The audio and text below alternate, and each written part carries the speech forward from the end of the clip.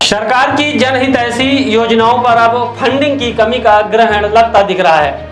मध्य प्रदेश शासन के पंचायत एवं ग्रामीण विकास विभाग से जारी पत्र 3398 दिनांक 21/8/2024 के माध्यम से जिला कलेक्टर रीवा एवं जिला पंचायत सीईओ को लेख किया गया है कि मध्य प्रदेश शासन के पास गंगेय जनपद के हिनौती ग्राम पंचायत में 1300 एकड़ से अधिक भूभाग में बनाए जाने वाले गोवंश वन्य विहार केंद्र गदही के लिए पैसे नहीं बचे, जिसकी वजह से 1300 एकड़ से अधिक भूखंड पर बनाए जाने वाला गौ अभ्यारण्य का महत्वाकांक्षी कार्य खटाई में पड़ता नजर आ रहा है। गौरतलब है कि मामले को लेकर वर्ष 2014-15 से लगातार सरकार का ध्यान आकर्षित किया जा रहा है, जिसको लेकर सामाजिक कार्यकर्ता शिवानंद द्विवेदी द्वारा एक लंबी लड़ाई लड़ी गई है, जिसके परिणाम स्वरूप अभी हाल ही में लगभग 1300 एकड़ के शासकीय और जंगल से जुड़े हुए भूभाग पर गौवंश वन्य विहार केंद्र अथवा गौ अभ्यारण्य बनाए जाने हेतु शिलान्यास रीवा के डिप्टी सीएम राजेंद्र शुक्ला के द्वारा किया गया। गौरतलब है कि गौवंशों के संरक्षण एवं संवर्धन हेतु पशु शेड बनाए जाने हेतु कार्य योजना तैयार किया जाना है,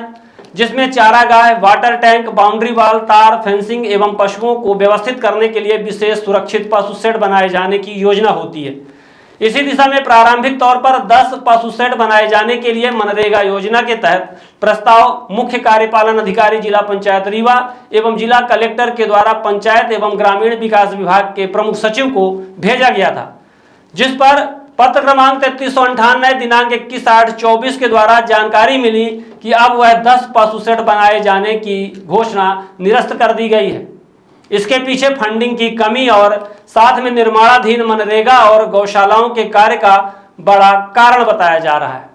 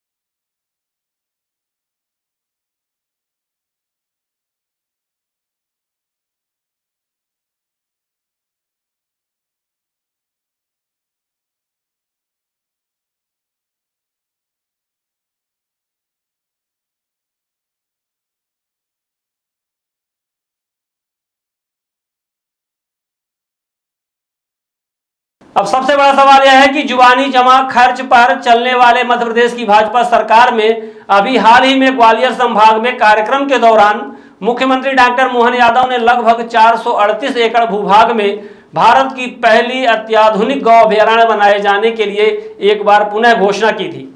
अब बड़ा सवाल यह है कि एक तरफ तो मुख्यमंत्री और उप मुख्यमंत्री घोषणाएं और शिलान्यास कर रहे हैं, वहीं दूसरी तरफ जिन गौ अभ्यारण्य के लिए शिलान्यास तक कर दिया गया है उनके लिए ही पशु शेड बनाने के लिए शासन के पास पैसे नहीं है। तो आखिर इसका क्या मतलब समझा जाए? जाहिर है शासन जनता को मात्र योजनाओं का लॉलीपॉप दिखाना चाहती है और घोषणाओं के मकड़जाल में फंसाए रखना चाहती है, लेकिन हकीकत यह है कि पूरे प्रदेश में हर माह 1500 करोड़ रुपए से अधिक खर्च किए जाने वाली लाडली बहना योजना के आगे दूसरी योजनाओं के लिए शासन के पास पैसे ही नहीं बचे।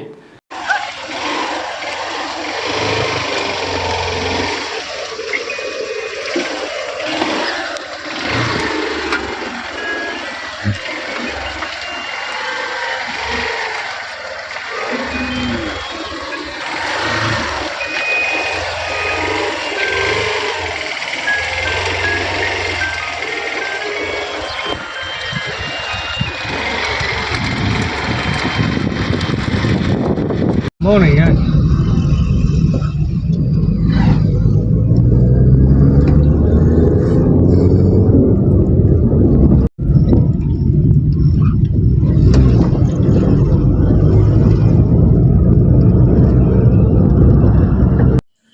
देखिए, अभी एक मध्य प्रदेश शासन पंचायत एवं ग्रामीण विकास विभाग से पत्र क्रमांक 3398 जारी हुआ है, जो 21 अगस्त 2024 का ही पत्र है। आपको ज्ञात होगा कि गदही जो गांव है हिनौती ग्राम पंचायत के तहत आता है, ये सिरमौर तहसील है, रीवा मध्य प्रदेश का मामला है, गंगेऊ जनपद का है। हमने लगभग 2015-16 से एक मामला उठाया था जिसमें गौ अभयारण्य बनाए जाने के लिए सरकार को कई सारे हमने अपनी तरफ से प्रस्ताव भेजे थे, जिसमें यहाँ की ज़मीन को चिन्हांकित करते हुए शासकीय भूखंड, शासकीय भूभाग का नक्शा खसरा, ये सारी जानकारी हमने भेजा था। पशुओं के संरक्षण के लिए, गौवंशों के संरक्षण के लिए विशेष तौर पे एक बेहतरीन आइडिया था और इसके माध्यम से शासन की योजना यदि यहाँ पे आती गौ अभयारण्य की, ऐसा हमारा मानना था सबका, तो उससे क्या होता कि रोजगार भी होता और इनका संरक्षण भी होता। इस बात को लेकर के प्रयास जारी रहे। एक PIL भी लगाया गया था, समय समय पर इसके बारे में काफ़ी पत्राचार होते रहे। सारी जानकारियाँ आज कल आपको सोशल मीडिया में, फेसबुक, यूट्यूब और गूगल में आप सर्च करेंगे तो गदही गौ अभयारण्य के विषय में बहुत सारी न्यूज़ आपको मिल जाएगी। अभी कुछ दिन पहले, जी हाँ, अभी कुछ दिन पहले यहाँ के जो डिप्टी CM हैं श्री राजेंद्र शुक्ला, उन्होंने एक बढ़िया सा कार्यक्रम आयोजित किया था। यहाँ पर उन्होंने लोकार्पण किया था, गदही का नाम गौधाम बनाया और इस तरह से गौ अभयारण्य बनाए जाने का प्रस्ताव और उसका एक लोकार्पण नहीं, इस तरह से शिलान्यास जिसे कहते हैं। लोकार्पण तो काम खत्म होने के बाद होता है, तो शिलान्यास इन्होंने करवाया। काफ़ी अधिकारी यहाँ पे, कलेक्टर, CO, जिला पंचायत, फलाना ढिकाना, विधायक, सांसद, सभी लोग यहाँ पर एकत्रित हुए थे। 10 गौशालाओं का 10 पशु शेड, लगभग 37 लाख का जिस तरह से पशु शेड होता है, उस तरह से पशु शेड बनाए जाने का जो प्रस्ताव है, इन्होंने 10 का भेजा था। एक कार्यपालन यंत्री ग्रामीण यांत्रिकी सेवा संभाग क्रमांक 1 के माध्यम से भेजा गया था, अधीक्षण यंत्री ने इसको भेजा था। अभी पत्र क्रमांक 3398, जिसका हमने शुरू में जिक्र किया, पत्र क्रमांक 3398 पंचायत एवं ग्रामीण विकास विभाग का 21 अगस्त 2024 का अभी आया हुआ है। अगस्त महीने में आया हुआ है, इस समय अक्टूबर लगा हुआ है, लगभग 1.5 महीने पहले की बात है। उसमें शासन ने कहा है कि हमारे पास गौवंशों के संरक्षण के लिए, नई गौशाला बनाने के लिए, गौ अभयारण्य बनाने के लिए हमारे पास कोई पैसा नहीं है। दुनिया भर की योजनाओं को उन्होंने गिनाया हुआ है और बताया है कि इस तरह से मनरेगा में इतने % कम रीवा में काम हुआ है, इतने % होना था, जिसकी वजह से योजनाएं सही तरीके से संचालित नहीं हो पा रही हैं, फलाना है, ढिकाना है, इस तरह से बता करके। और हालत ये हो गई है कि वो 10 शेड का जो है वो उन्होंने निरस्त कर दिया है। अब यहाँ पर तो गौ अभयारण्य बनाए जाने का इनका प्रस्ताव चल रहा है और शासन स्तर से ऊपर से वो निरस्त हो रहा है। आप तो यहाँ पर लोग शिलान्यास कर रहे हैं, ठीक है, और वहाँ पर ये स्थितियाँ हैं, तो क्या आपका कोऑर्डिनेशन शासन स्तर से नहीं है? ये मैं डिप्टी CM साहब से, यहाँ के जो मंत्री हैं, उनसे भी पूछना चाहता हूँ। मैं नहीं पूछना चाहता, ये जनता पूछना चाहती है ना, सभी जनता पूछना चाहती है कि आपने शिलान्यास किया उसका प्रारंभ करने के लिए, इतना ड्रामा हुआ, इतने कार्यक्रम हुए, फलाने ढिकाने, पता नहीं कौन कौन से लोग आए, लेकिन क्या आपका कोऑर्डिनेशन ऊपर से नहीं था, CM साहब से नहीं था, पंचायत एवं ग्रामीण विकास से नहीं था कि आप देखते कि ये जो प्रस्ताव यहाँ से भेजा जा रहा है उसका क्या हो रहा है? 10 शेड बन जाते तो फिलहाल अभी हालम हाल में थोड़ा सा अच्छा हो जाता, व्यवस्थाएं बन जाती। 10 शेड बनना मतलब और बहुत सारे गोवंश, कम से कम 100 भी मान के चलो, 2-3 हज़ार और आ जाते तो थोड़ा व्यवस्था बन जाती, लेकिन 10 शेड अभी कैंसिल हो गए। वो पत्र मैं आपको इसके माध्यम से भेज दूंगा, आप उसको देख लेना, सभी हमारे जो मीडिया वाले साथी हैं। और सबसे बड़ी बात ये है कि ये जो जनता को एक तरह से भ्रमित करने का, गुमराह करने का ये सिस्टम चलता रहता है कि ये कुछ भी शिलान्यास कर देंगे, कुछ भी कर देंगे और इनके पास फंडिंग नहीं है, पैसे नहीं है, तो भाई व्यवस्था कहाँ से होगी? इससे अच्छा आप शिलान्यास नहीं करते, इससे अच्छा बता देते कि आपके पास क्या व्यवस्था है क्या नहीं है। तो ये स्थितियां हैं जो शासन स्तर से चल रही हैं। बहुत बड़ा खेल है, इस पर गंभीरता से विचार करते हुए आपने शिलान्यास करवाया। हालांकि पूरे क्षेत्र के लोगों की इसमें मंशा थी, बहुत लोगों ने मिल करके काम किया इसमें। एक अरसे से लोगों की इसमें व्यथा है, पीड़ाएं हैं, सब चीज़ें हैं कि गौवंशों की भी सुरक्षा होनी चाहिए, किसानों की भी सुरक्षा होनी चाहिए। ठीक है, वो आज जाकर के शासन में आप लोग बैठे हैं तो उसकी व्यवस्था हुई है। हालांकि इसमें आपका प्रयास नहीं था, प्रयास तो जैसा कि यहाँ पे समस्त आम जनता का था, यहाँ के लोगों का था, जो जिन्होंने गौवंशों के लिए दिन रात काम किया उनका था। लेकिन आपने शिलान्यास करवाया था तो अच्छी बात है, उसको पूर्ण करवाते। पर यह पत्र यही दर्शाता है कि आपके शिलान्यास करवाए जाने का, आपके घोषणाओं करने का और इसमें कथनी करनी में कोई विशेष मतलब बहुत ज़्यादा अंतर है। और कुछ भी हो रहा है, मतलब आप यहाँ से कुछ भी कह रहे हैं, आपके मुख्यमंत्री और वहाँ से आपका पंचायत एवं ग्रामीण विकास विभाग है, जो भी विभाग हैं आपके, जिस तरह से ये रिजेक्ट कर देते हैं, वो कुछ भी कर रहे हैं।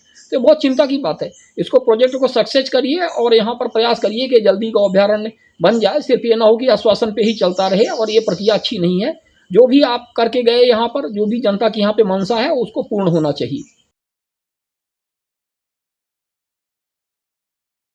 जाहिर है लाडली बहना योजना के लिए ही शासन को निरंतर ऋण लेना पड़ रहा है, जिससे साफ स्पष्ट है कि पूरा का पूरा मध्य प्रदेश अब कर्ज के बोझ तले ही चल रहा है।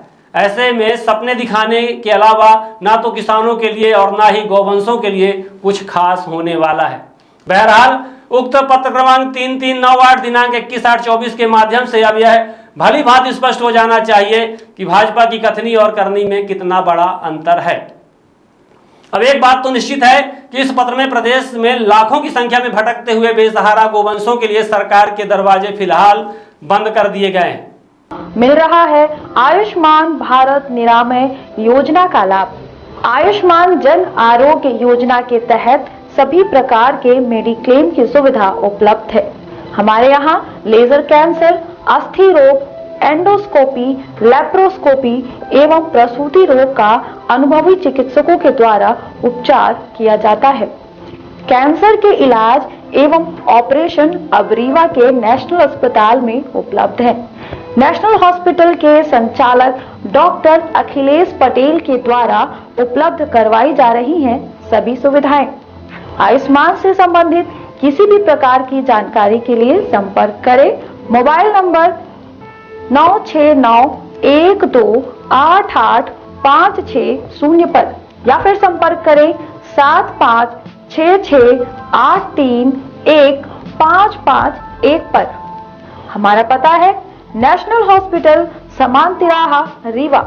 संपर्क करें 07662359974 पर, या फिर संपर्क करें 8602885990 पर।